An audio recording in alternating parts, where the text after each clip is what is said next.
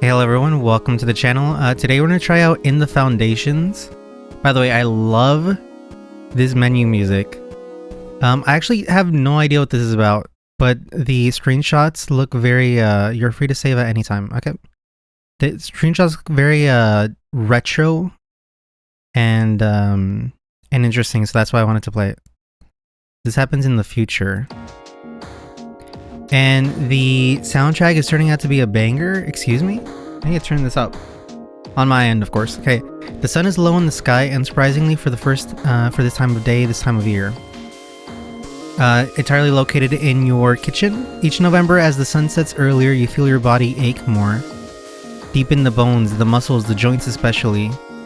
You weren't made for this, the southern Illinois weather. That's probably why you left after high school. Or part of it. There's a lot of reasons you weren't living here anymore.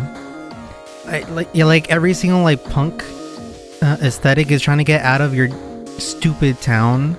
It's been long enough though that the feeling feels like a memory underwater. That's like the common Midwestern experience, is like you grew up in a small rural town and you want to get the hell out of there as soon as you can.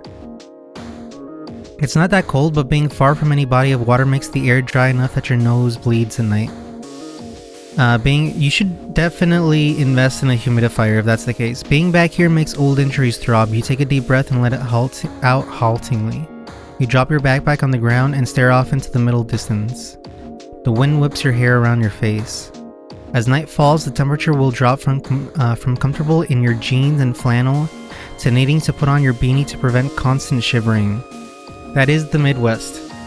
You stick your hands in your pocket, idly rubbing the seam where the jeans and the cloth fabric meet, until the man next to you clears his throat and you snap your attention back to him. Gene is in a suit even after hours. You've never seen him dressed informally. You okay? Yeah, why do you ask? You keep sighing.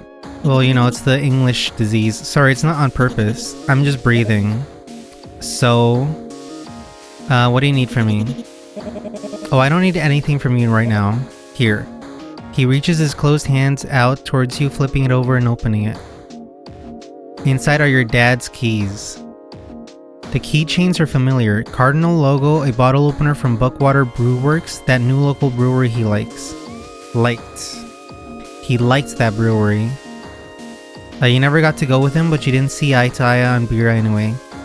You were into IPAs, he was into Budweiser, you know the deal. Okay, Gene wiggles his fingers, indicating that he's waiting impatiently for you to take the keys. I thought you might want these as they were. Gene looks at you with concern on his face. Something I will say is that I do like the font art style. It's a little hard to read quickly. There is a option in the settings to change it, but I'm gonna try to keep on reading them as is. Something sentimental on them. What's this key? You point to the larger, old-looking key. Well, that's the key to Nosferatu or something. I didn't do an inventory of everything that's on there. I just, it looks sheepish. I just stole them. Sorry about your dad. You stare down at the keys, looking for some kind of eureka moment. You finally reach out and take them gingerly. Lots of people's lives are spent looking down, waiting for a eureka moment. That never comes. Because the eureka moment is right in front of their face. All they have to do is just look up. They're warm from Gene's pocket. So the keys, and he starts to pat around in his pockets before realizing whatever he's looking for is not in there. 1 second, I'll be right back. He runs off in a really slow, older gentleman kind of jog toward his car. The sun is setting. It's 4:49 p.m. Okay, the little pause there made me not able to read that. Somewhere a dog barks at a house down at the street. Wouldn't even be one, Lots of people around here have dogs. On the way back, Gene walks, and you awkwardly wait for him. He's carrying a small lockbox and some long rolled up papers. I was asked to give this to you, too. It was in the safe deposit box. He places the stuff in your hands and wipes his palms on his pants. As you look at the items, none of them seem familiar. The lockbox has a combination lock on it. The box looks very old and fragile, but the lock is new. The lock uses letters, not numbers as you'd expect. The documents are rolled tight, but the texture looks like drafting papers. Okay, what is this stuff? It's the stuff from the safety deposit box. Well, yeah, you already said that. I swear I just said that. Yeah, I wanted to know... That's where you got the stuff from. I always hate it like when you say, what is this? And then people like explain the context of whatever it is instead of explaining what it is. Something is, right? You know, you have no obligation to stay here. Sell the house if you want. I can help. You shrug. Can you help? You probably will sell this place so you can go back home. This is not your home anymore. But you need to think about it first. Anything else you need? Nah, I'm good. Great. He starts to walk away from you slowly. Gene gets to his car and opens the door. Before he fully sits down though, he calls out to you one last time. Hey kid, I couldn't find that snow globe you mentioned. To be honest though, I didn't look hard. You know what? At least he's honest. He sits down in the car and gives you a curt wave. You give a small Midwestern head nod and watch him drive away. It's a lot of effort, way more than it should be for you to get your feet to move onto the porch. But eventually you use the keys to make your way into the house. Once you're inside, a little relief washes over you. It's short-lived though. You put your backpack in your old bedroom and plan to sleep in there. There's a guest room, but your bedroom is just how it was when you left. You place the lockbox and papers down on the dining room table. You take a good look at the lock. Well, if I knew Elvish, I could read that. What could the combination be? Yeah, let's do it randomly. If only Dad hadn't died so suddenly, you'd think to yourself for the 20th time. There's a lot of options though. The dial has the full alphabet on it. For fun, you try to hear a name, but the lock doesn't budge.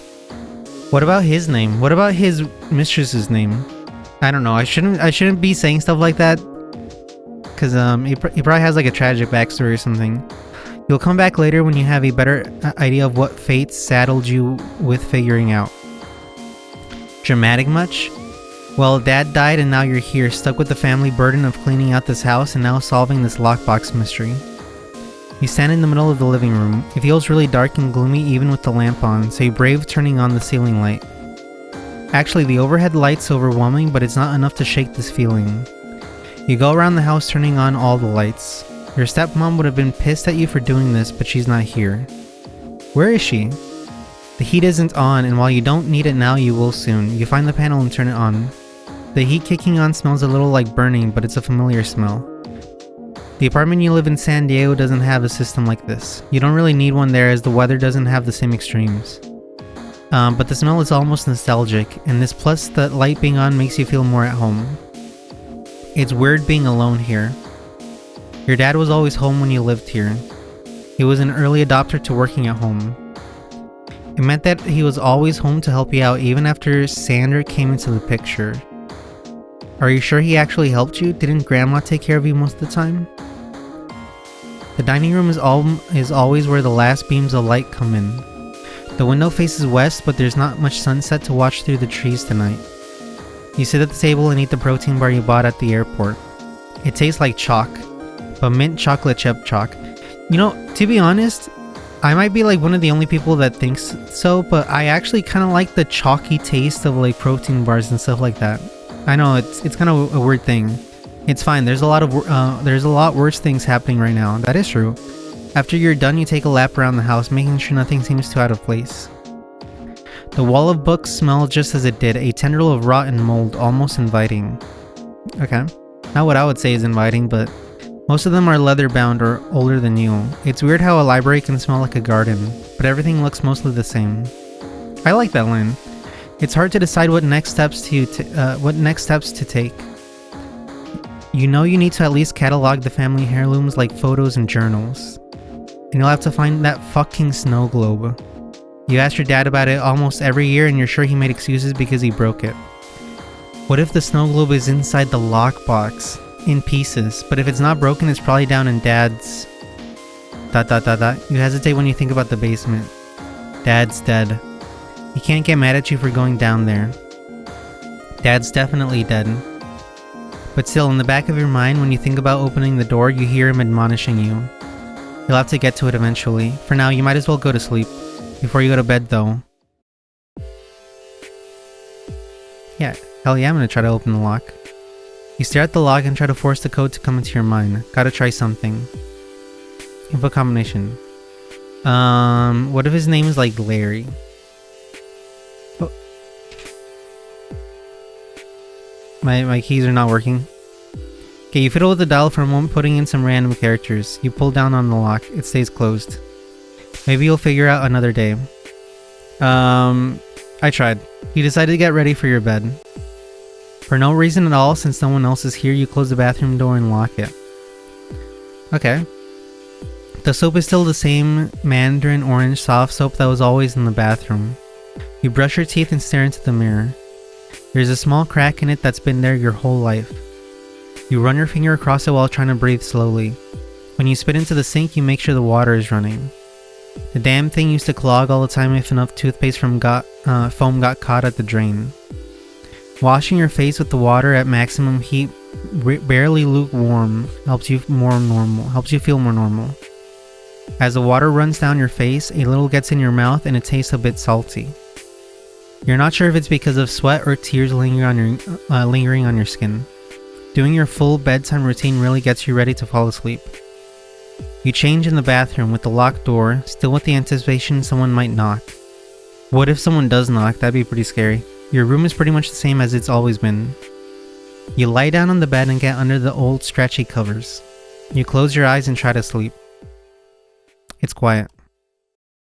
The heater smell has faded away or you've gotten used to it.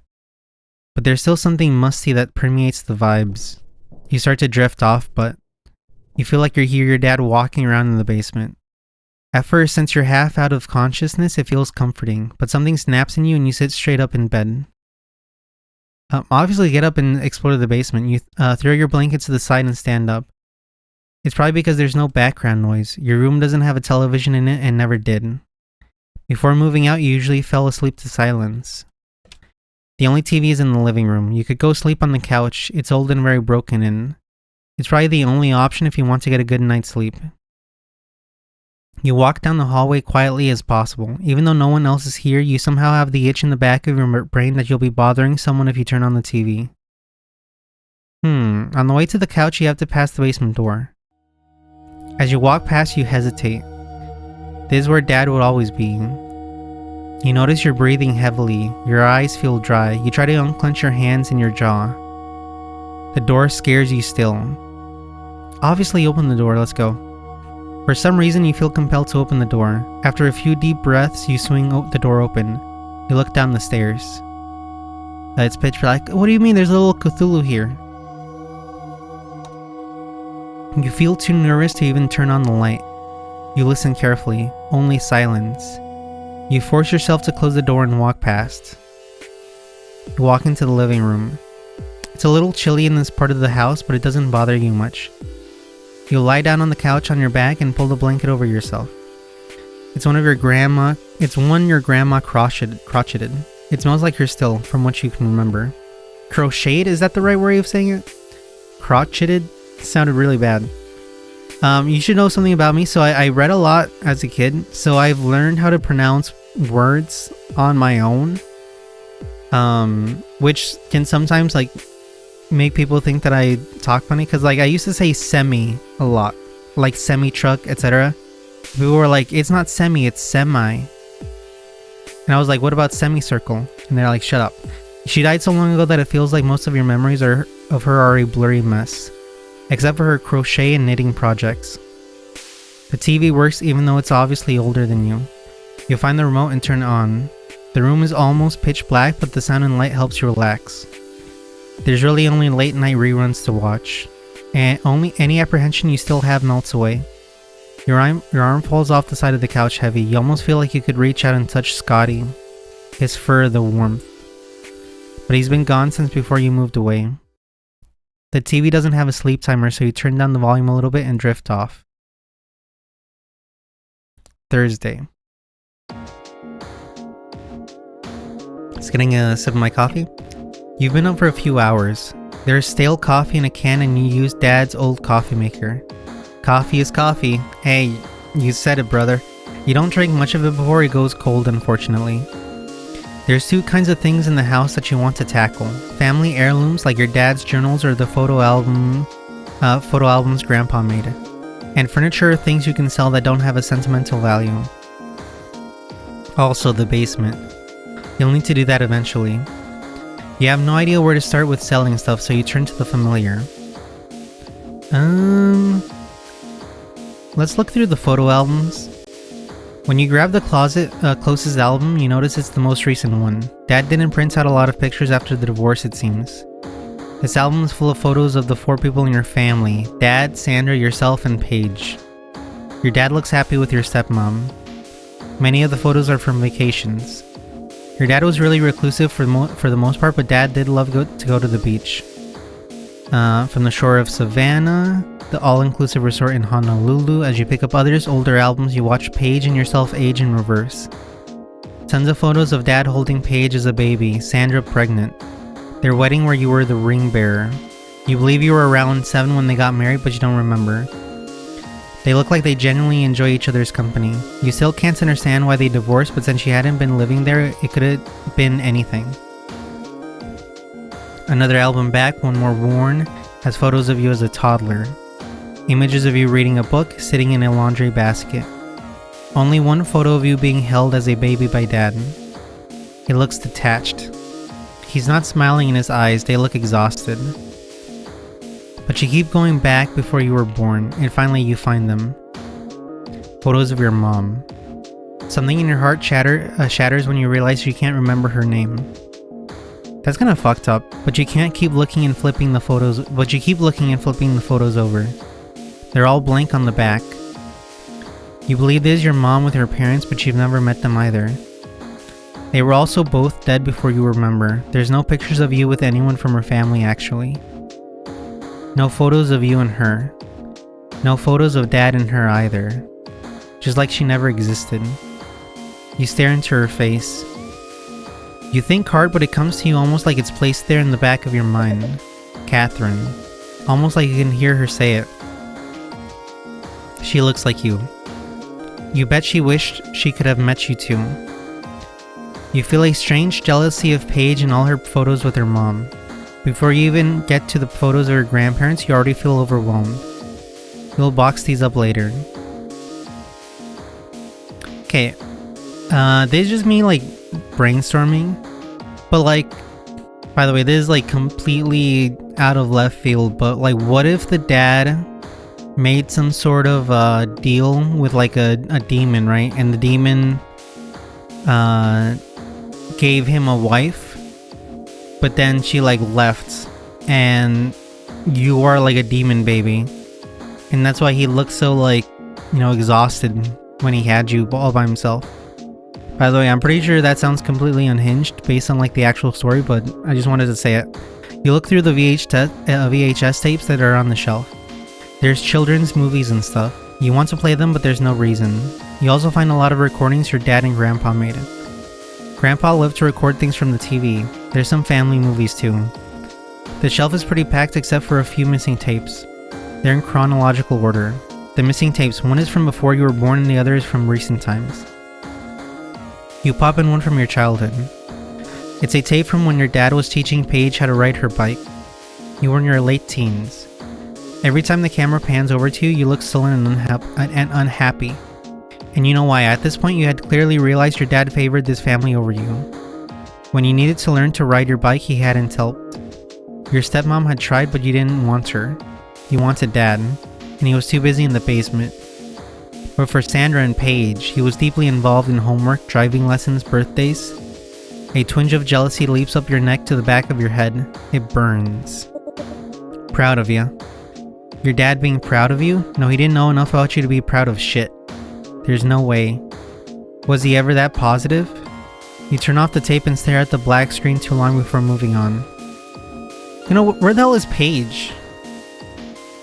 Probably too busy with her happy life. You go to the dining room table and unroll the papers. The papers are blueprints for the house. You don't really know how to read them. They're very fragile and you hesitate to completely unroll everything.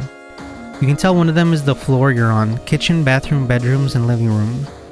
The dining room seems to have been added later as the house is really old and it's got more modern amenities in it. There's a second page that looks like the basement. It's not very big. You don't remember much of what's down there except that it's one large room with shelves. The only time you went down there that's in your memory still was tainted by your dad screaming at you. As you poke around, you find a third, much bigger page. It's the oldest page and is faded, so much that understanding any of the markings isn't possible. At least for you. You're not a blueprintologist. You know, there's not a lot of those anymore. It does look huge though compared to the other sheets. It's possible the scale is different. Maybe Jean will know more about this. You look down at your watch, and when you realize what time it is, your stomach growls. There's not a lot in the house. Some expired soup, microwave popcorn, animal crackers that your dad used to feed the crows. It's possible there's food downstairs in the basement. Your dad was kind of a prepper and it got worse after Sandra left. But you want something good, something warm and comforting. Local restaurants are few and far between. The food delivery on your phone says one place that will deliver will take over an hour. You remember Gingham's Diner down the street. They always had really good biscuits. You can almost smell them. It would be quick to go there and grab something. You go to the front door and start putting on your shoes. You get one shoe on and tied. Who is it? You hesitantly open the door. It's a delivery driver. He is out of breath and you see what's probably his bike leaning up against the porch pillars. He's got a huge bag with him with a receipt attached. The receipt is from Gingham's. Hey, are you Paige? Paige Hoblet? Yeah, that's the name on the food. That's my sister. Great. He thrusts the bag at you. You take the heavy bag and he immediately turns around. Tell her thanks for the tip. You look at the receipts. She sent you what looks like a week's worth of diner food. Eggs, fried chicken, mac and cheese. Multiple orders of biscuits with extra honey butter. Your stomach growls. You realize you're standing there with only one shoe on. Well, I guess that's where Paige was. You go back inside and put everything down on the dining room table. Opening the bag makes you realize they threw in extra pancakes and fries. Let's go! There's a lot of food. It'll be hard to eat all of it. Unless you're stuck here for longer than you expect. That's why you bring it home. Coffee break. How did she know? You haven't talked to her. Jean's the one who told her you were going to be taking care of the house. You aren't that close with your stepmom or stepsister, and this is probably the nicest thing Paige has ever done for you. Maybe she's hoping you'll reach out. I mean, you have to call your sister, right? Pull out your phone and call her. The phone rings repeatedly. You grab a few fries and shove them in your mouth. When Paige finally picks up, she sounds concerned. Hey, can't believe you called me. Well, can't believe you gave me food. I'd ask who died, but he already did. Please don't contact me. Very funny. One of us needs to be. Not really in the mood for joking. I am very funny. I mean, this is true, right? But you know what? I'm gonna joke around because she gave me food. Sure you are. Anyway, did you get the food already? Yeah, thanks. You're welcome. Enjoy your extra honey butter. You gave that guy a huge tip. So I've noticed that like the bottom one seems to be like the negative one. Usually. I wonder, you gave that guy a huge tip. Is this like insulting to bring it up? Extra honey butter? Yeah. I just have this vague memory you liked it. I don't. I do. Score 1 for the little sister. Some things changed, but not that honey butter. Last time I visited Dad, he went there like 3 times. Once I thought about ordering for you, I think I picked half the menu. Felt almost like an out-of-body experience. Hopefully it's enough food for the week. Should be. Glad to hear. I know I can't be there, but I just felt like I had to help, somehow.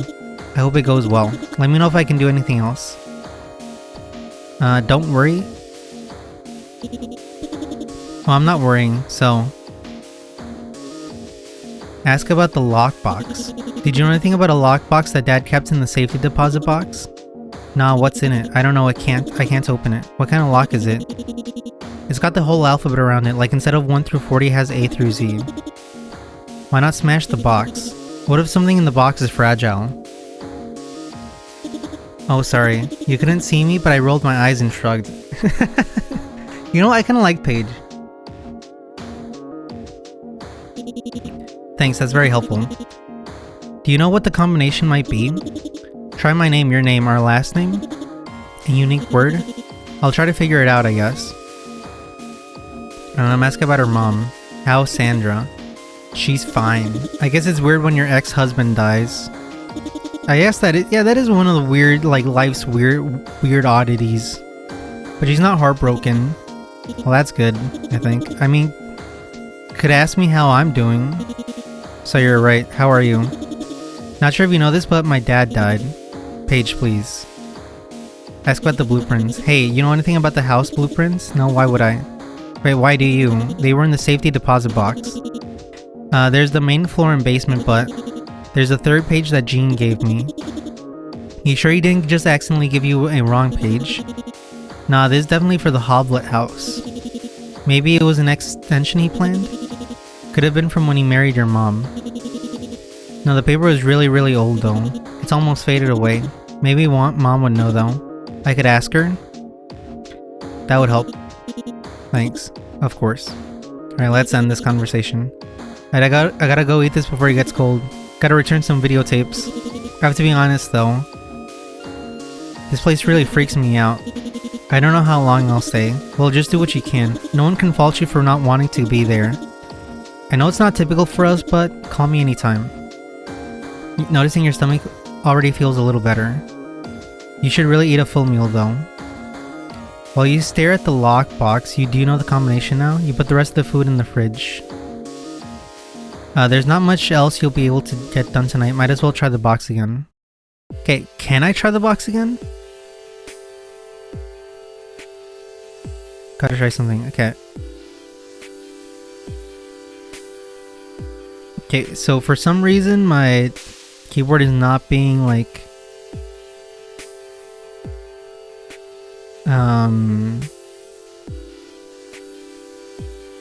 is not being like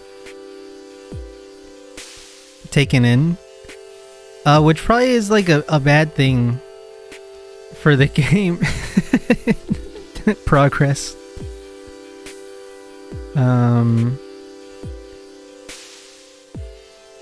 Alright, well, hopefully it'll like work. You pull down on the lock, it stays closed. Where even would your dad have left this information? Something in the basement in his journals? You decide to get ready for bed. On the way to the bathroom, you walk past the basement door again. It's open, just a small crack. Did you leave it open somehow? No, it was definitely closed before. We need to look down in the basement, man. You push the door open a small amount and look down. There's a little Cthulhu again. It's so damn dark down there. You should take a step down. If you want to go down, you need to turn on the lights. You should turn on the lights. You feel around on the wall until you find the switch. You should flip the switch. You stand in front of the door and flip the switch. The light doesn't turn on. You flip the switch on and off. Nothing happens. You should go down there. You look down the stairs but are too scared to take them. Something cold brushes against your arm like a breeze coming up from the basement. You feel like something else is here with you. Is someone there? You feel stupid in the silence of the house. There's not really anything down there anyway except bad memories. When you close the door, you make sure it's completely latched. You wiggle the handle side to side and push on the door, making sure. It's definitely closed. Okay, that's Chekhov's gun to show you that it will be open next time. You quietly wash your hands and brush your teeth. It's so silent in the house. Almost feels unbearable to make any noise. No one would be bothered if you did, but it still feels wrong. By the way, I don't know if you can tell, but like I have like some allergies, so I apologize if my voice sounds a little nasal too. You decided to go just go to bed on the couch because you know you can sleep there. Once you're wrapped up in the blanket again, you feel relaxed. Warm, even though the house seems cold and empty. You stick your arm out of the blanket and turn on the TV. The lights flicker across the room. Is that a dog? Ever since you were young, you had times when you could feel yourself falling asleep. It was as if you could control the beginning of the dream. This really only happened when you were here, you think. Dreams, thoughts, something in the synapses flashing chaotic, as if you weren't the one they came from, as if they were real memories, sliding away into the sounds of the murmurs on TV. Maybe tomorrow you can go down into the basement. Okay, what I'll do is I'll end the video here, and I'll continue on later. But I mean, this is like a good setup for going into the basement. And the music is a banger. Also, this cabinet looks like a little happy face. But so I probably should have saved. No. You know, okay, the thing that's funny is like I've played like 5. Yeah, it does not use autosave. I'm an idiot. I've played like 5 or so visual novels or so in this thing. I still forget that you need to save all the time, right? Like that's the main thing with visual novels. But I still haven't internalized it yet. All right. Well, anyway, I'll do that. You don't need to see me do that, but I'll see you all on the flip side. Remember to like and subscribe, comments, etc. Bye bye. Oh my god. Okay, I realized that you need to hold shift when you do it.